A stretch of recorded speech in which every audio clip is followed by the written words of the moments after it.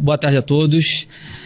Todos vocês acompanharam o que aconteceu comigo no dia 18 de janeiro e eu acredito que muitos não tenham ainda a noção da dimensão do que realmente aconteceu.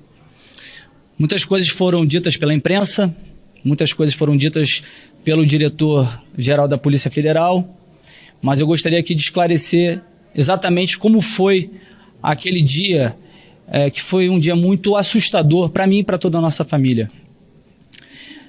Nossa casa é um condomínio, nossa casa tem 2 andares, a casa é trancada, e eu fui acordado às 6 da manhã pela Polícia Federal batendo na porta do meu quarto. Eu durmo de porta trancada no meu quarto.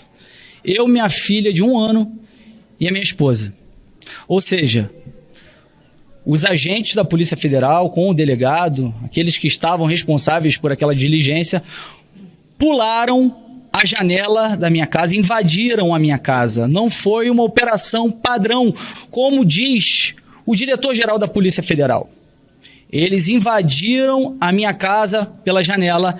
O porteiro não me interfonou, sabe-se lá por quê, talvez por receio de ser a Polícia Federal, e eles bateram na minha porta de uma forma muito assustadora, batendo, gritando: deputado, Polícia Federal, abre a porta, abre a porta. Eu acordei muito assustado. Minha filha de 1 ano começou a chorar muito, a minha esposa totalmente assustada. Eu fui abrir a porta do quarto e estavam os agentes com um fuzil apontado. De fato, estavam apontados, sim, para mim. Perguntando se eu estava armado, eu obviamente que não, porque estava de samba canção. Me perguntaram se eu tinha arma, eu disse onde estava a minha arma. Eles foram até o local onde estava a arma, pegaram a arma, me convidaram para ir até a sala no andar de baixo, abriram a minha casa, pegaram 2 pessoas vizinhas para que fossem testemunhas daquela diligência. Minto, antes disso eles ainda falaram: nós estamos aqui para cumprir um mandado de busca e apreensão. E eu falei: já sei, Alexandre de Moraes. Ele: exatamente. Não sabia o que era, mas desci e fiquei esperando aquela diligência acabar, os vizinhos acompanhando tudo aquilo que estava acontecendo.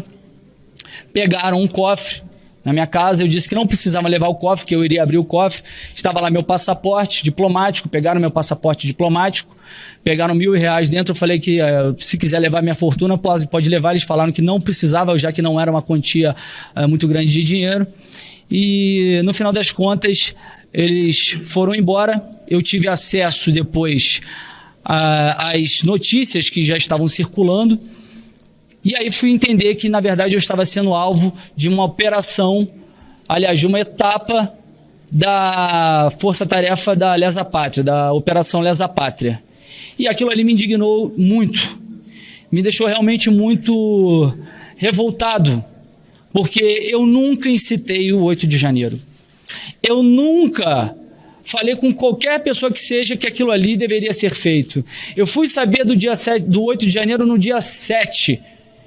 E todos que acompanharam as minhas redes sociais, e já que agora a Polícia Federal tem acesso ao meu celular, verá que nas conversas eu dizia que aquilo ali era um absurdo que estava sendo feito.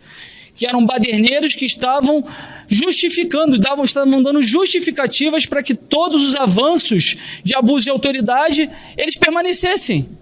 Que aquilo ganhasse mais volume ainda.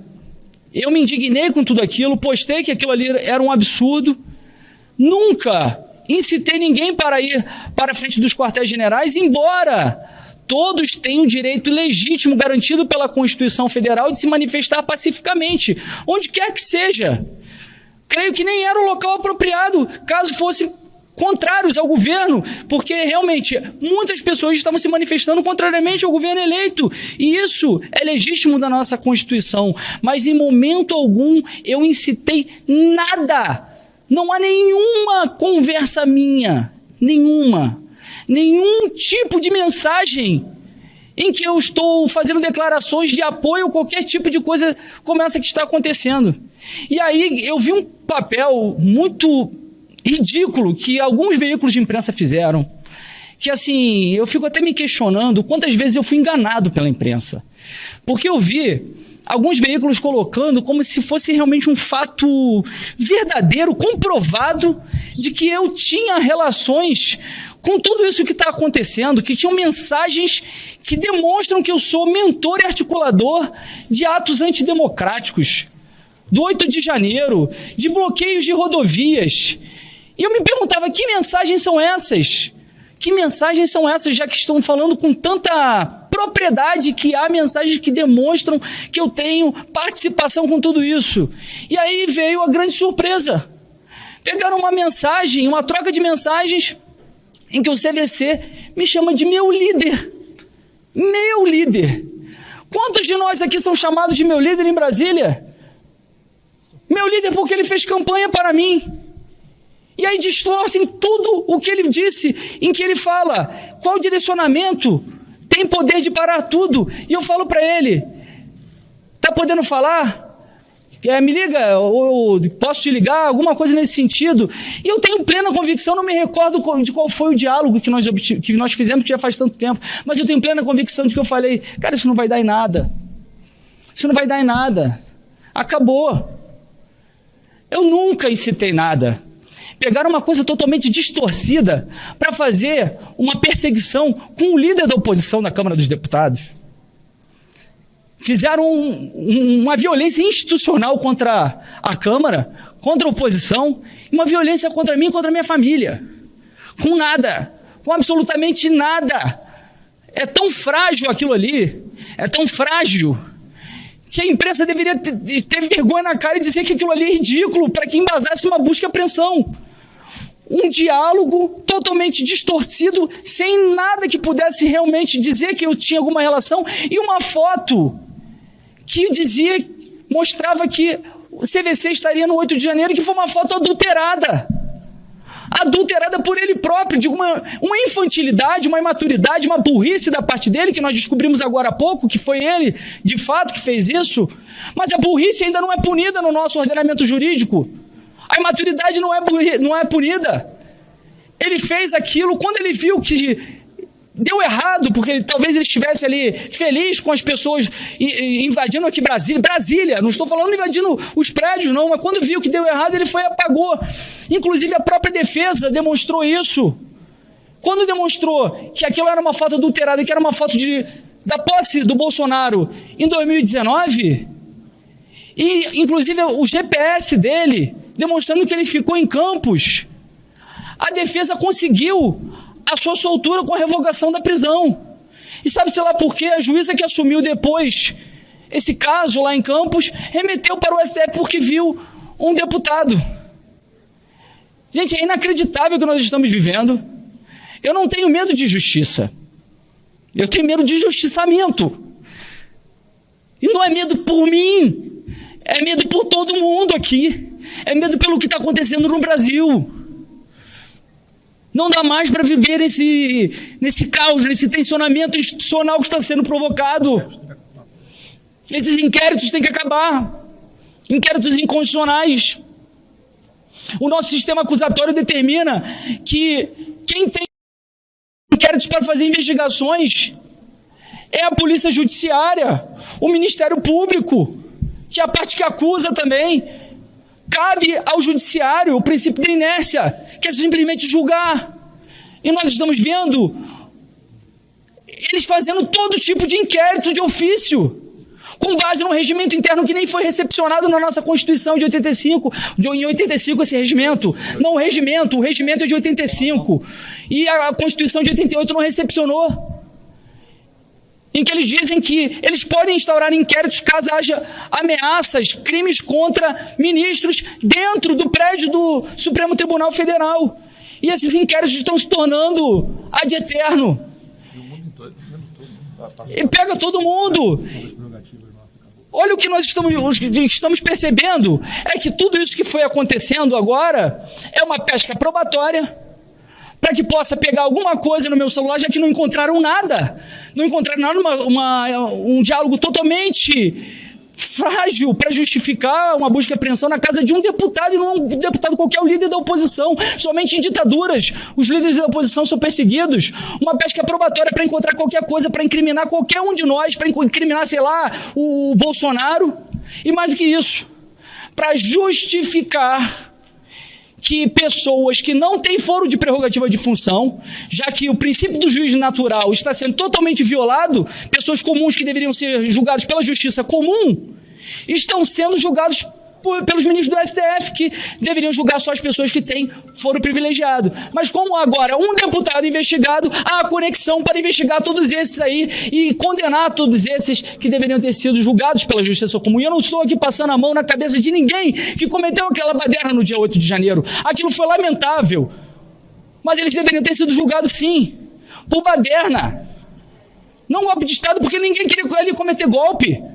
Mas eles já foram, já estão sendo julgados. Agora, a quem interessa manter esse 8 de janeiro vivo, essa narrativa o tempo inteiro, querendo dizer que a política de apaziguamento ela é ignóbil e querendo mostrar que vai ter vingança, que vai ter retaliação contra toda a oposição.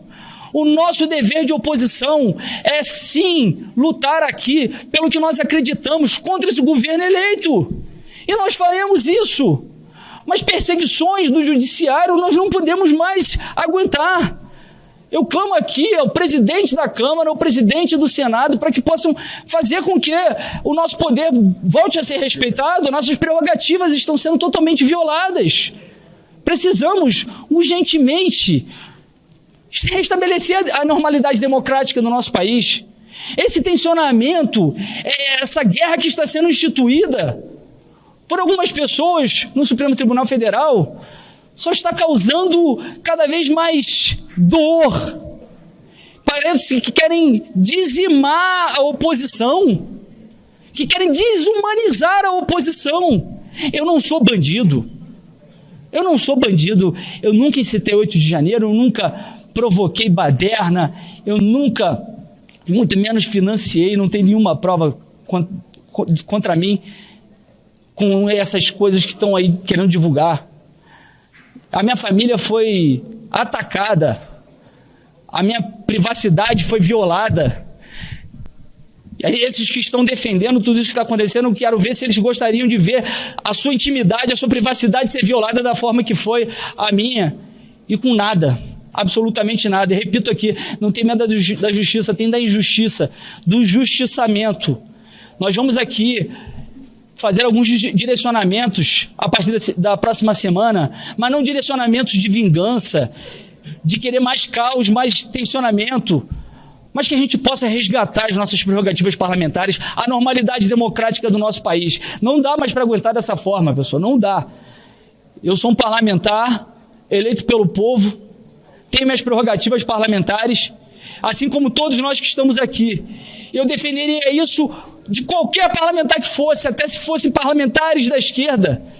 E o que nós estamos vendo são pessoas torcendo para que nós sejamos caçados de forma ilegal, inconstitucional. Não vamos mais permitir que isso aconteça. Há de se ter logo esse diálogo do nosso senador Rogério Marinho e os outros da oposição no Senado com o senador Rodrigo Pacheco, para restabelecer essa normalidade democrática. E eu peço a Deus que possa dar fim a tudo isso que está acontecendo. Não dá mais para aceitar isso. Muito obrigado.